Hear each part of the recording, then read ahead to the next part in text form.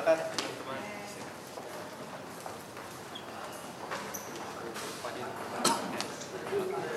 Bapak bisa kasih bahan dari kita Bapak bisa kasih paparan yang di dalam tadi yang disampaikan apa aja Pak? Iya, jadi ini di dalam senior official meeting untuk persiapan APEC kan mau mencoba kira-kira strategi apa biar ada semacam sustainable financing ya. Jadi pembiayaan yang bisa berkelanjutan, bisa sustain. Yang ini penting untuk diangkat tentunya nanti di APEC, dan kesehatan sebagai satu kesehatan dilihat sebagai satu investasi ya, yang dimana bisa menjadikan orang itu produktif ya, sehat. Kalau kemudian orang itu tidak sehat, sebagai contoh dalam hal ini kena HIV, AIDS, dampak terhadap ekonomi itu akan luas sekali. Demikian juga penyakit-penyakit lain yang sekarang ini cenderung menjadi penyakit-penyakit yang disebut dengan non-communicable disease atau disebut sebagai PTM, penyakit tidak menular, seperti stroke, jantung, dan lain-lain, yang ini mengakibatkan tidak hanya tidak produktif, tetapi biaya yang dikeluarkan oleh pemerintah dan masyarakatnya itu akan besar sekali. Jadi oleh karena itu sekarang mencari satu bentuk strategi ya, bagaimana pembiayaan itu betul-betul menjadi concern nanti, tidak hanya pembiayaan tapi juga tentunya kesehatan ya, concern untuk di APEC gitu. Kalau bicara pembiayaan tentu ada sumbernya Pak. Jelas ya. Nah ini sumber pembiayaan itu tentunya kita bagi menjadi dua. Pembiayaan yang untuk orang yang sudah sakit, ini yang diurusi oleh sistem jaminan sosial nasional di Indonesia dengan BPJS. Ada pembiayaan untuk yang jauh lebih penting, yaitu pembiayaan untuk bagaimana orang itu bisa tetap sehat. Nah ini untuk promosi, prevensi orang bagaimana berperilaku hidup bersih dan sehat. Nah, ini biasanya lupa, tidak dibiayai. Biayanya hanya yang sakit. Ya, ketika sakit saja. Ini yang tidak betul. Justru di dunia ini kurang lebih sekitar 100 juta orang itu kemudian terperangkap jatuh miskin gara-gara sakit. Nah ini yang tidak disadari, jadi kadang-kadang ya kesehatan ini hanya urusan orang kesehatan. Ini yang saya kira tidak betul ya, bahwa kesehatan itu makanya WHO mau mencoba apakah disebut sebagai well-being ya. Jadi tidak hanya sektor kesehatan, kalau sederhana kayak ini Kementerian Kesehatan gitu, tapi sebagai kemanusiaan ya. Jadi ini keseluruhan gitu ya. Jadi seluruh lintas sektor, seluruh pemerintah, politisi, masyarakat ikut bertanggung jawab. Nah, ini yang penting sekali. Untuk menyangkut undang-undang BPJS itu kan tertanggal 1 Januari 2014 itu kan akan dilaksanakan. Ya. Nah, untuk penerima bantuan iuran sendiri sudah ada keputusan belum Pak? Yang dari 15.500 atau 22.000? Itu sudah keputusan dari. Iya, yang jelas sementara ini udah kecenderungannya memang 15.500 ya. Ya, begitu. Meskipun masih diusahakan, tapi sudah hampir final lah. Terus untuk Anda tadi menyebutkan bahwa nanti ada pemeliharaan kesehatan sebelum jatuh sakit. Ya, ini kira-kira sosialisasinya kemana saja? Nah justru itulah peran pas media, peran seluruh stakeholders, pemangku kepentingan, LSM, ya, civil society itu harus ikut mendidik masyarakat kita. Jangan sampai contohnya ya, kalau cuci piring, pakaian, kemudian di sungai gitu kan, mandi di sungai ya, bahkan air sungai kadang-kadang juga untuk masak ya kayak gitu ya. Termasuk juga ya kalau makan ya, ini makanan mesti harus dilihat ya apakah mengandung warna yang sangat cerah, yang di situ banyak barangkali pengawet juga ya seperti formalin atau kandung karsinogenik ya, rodamin dan lain sebagainya gitu.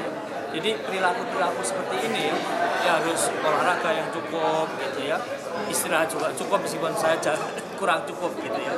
Tapi itu ya pola-pola hidup sehat perlu sekali. Pak, soal HIV AIDS Pak. Ya. Nah ini kan di Indonesia kan terus melonjak para penderitanya Pak. Ada dari APEC ini apakah ada solusi atau bagaimana cara mengatasi? Kita dan tidak hanya menjadi APEC ini dan juga beberapa negara yang ada high official ya meeting ini memikirkan bagaimana ada strategi dengan 3-0. Jadi 0 ya, kosong ya, betul-betul tidak terjadi. Pertama adalah zero new infection HIV, artinya tidak ada infeksi baru terjadi. Lalu zero AIDS discrimination, stigma dan discrimination, tidak ada diskriminasi bagi penderita ya AIDS ya. Nah ini tentu perlu untuk dilakukan bersama gitu, tidak ada diskriminasi. Tentunya seperti apa Pak? Zero. Yang ketiga Konkretnya itu seperti apa? Ya konkretnya begini, kita memiliki program edukasi ke pelayanan kesehatan dan juga masyarakat. Kalau orang itu dia menderita ya, itu jangan pamannya ya, dia jangan kita salahkan, tapi ya kita tidak diskriminasikan, dia kita obati, dia kita berikan layanan sebagaimana juga penyakit-penyakit yang lain. Apakah Tidak ada lokalisasi itu juga bagian daripada itu kan lain lagi, itu kan strategi masalah lokalisasi ya, masalah BTS ya, masalah sumber ya. Tapi yang jelas ya, ini kan itu yang pertama. Jadi bagaimana masyarakat itu tidak terinfeksi baru, tidak ada yang kena baru gitu ya. Nah ini untuk tidak terkena baru ya tentu ya moralitas ya ini harus kita jaga ya, kita usahakan ya, nilai-nilai ya. Kemudian juga bagaimana kalau terpaksa ya itu kemudian ya, melakukan hubungan seksual, mesti hubungan seksual yang aman, yang halal, yang aman lah. jumlah penderita di Indonesia berapa? Saya kira sekarang udah 21 ribu lebih ya. Ya ada kenaikan, tetapi untuk AIDS itu sendiri sebetulnya penurunan. Nah AIDS ya, kita yang sekarang ini menerima obat ya dari pemerintah itu jauh lebih banyak dibanding sebelumnya. Dan ini satu kemajuan. Tetapi memang ya kemajuan, artinya kemajuan dulu yang terima obat sedikit, sekarang yang terima obat tambah banyak ya. Artinya dia kemudian terawat, tertreatment gitu ya. Sebelumnya masih kurang, bahkan sekarang dengan hitungan ya, kalau dulu dihitung namanya CD4 atau CD4 ya. Itu CD4-nya berapa ya? Kalau rendah sekali, nah itu kemudian bisa lemas, meninggal kan, karena daya tubuhnya kurang. Sekarang dulunya 400 ya, sekarang sekitar dulu 200 baru dikasih obat, sekarang 400 artinya dia masih agak kuat gitu ya. Sudah dicegah dulu, sudah dikasih ARV. Pak, upaya preventifnya sendiri bagaimana sih Pak? Dengan penutupan lokalisasi atau penanaman moral pada masyarakat itu apakah dibahas dalam APEC ini Pak? Saya ya tentu saya tidak mengikuti dari pagi tadi ya. Tapi yang jelas pas waktu saya ini kita bahas ya, bagaimana kira-kira pembiayaan yang sustainable ya. Karena seperti di Indonesia ya, ini bantuan dari Global Fund itu cukup besar. Lalu sampai tahun 2015 ya, 2015 itu kemungkinan habis. Oleh karena itu kita harus memikirkan exit strategi keluar, jalan keluar. Gimana cara orang-orang yang hidup dengan HIV/AIDS itu terus mendapatkan perawatan dan treatment yang optimum. Untuk Indonesia sendiri kira-kira nanti dari mana pendanaannya? Dan ini saya pikir ya, jadi tentu kami dari pemerintah mengusahakan ya, untuk yang sifatnya pertama begini dulu. Kalau dia miskin apa enggak?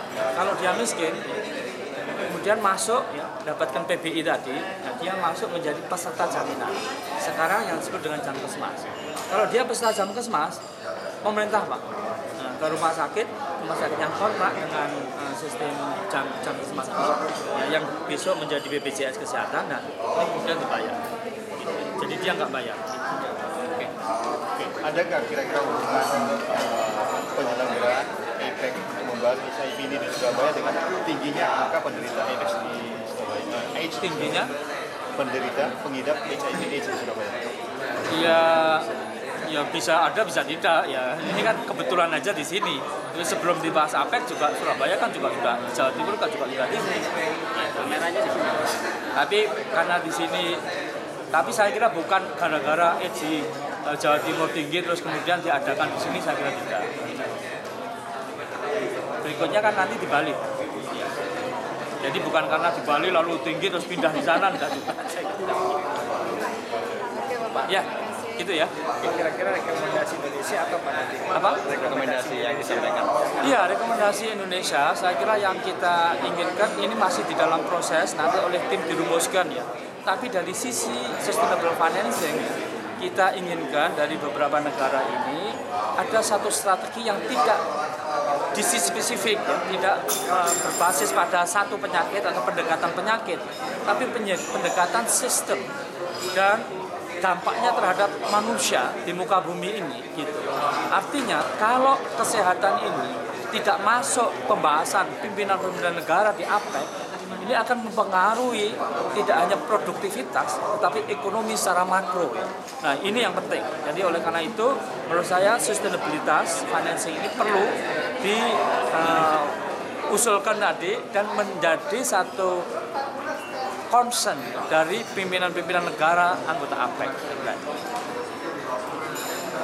Gitu ya. Makasih ya. Terima kasih.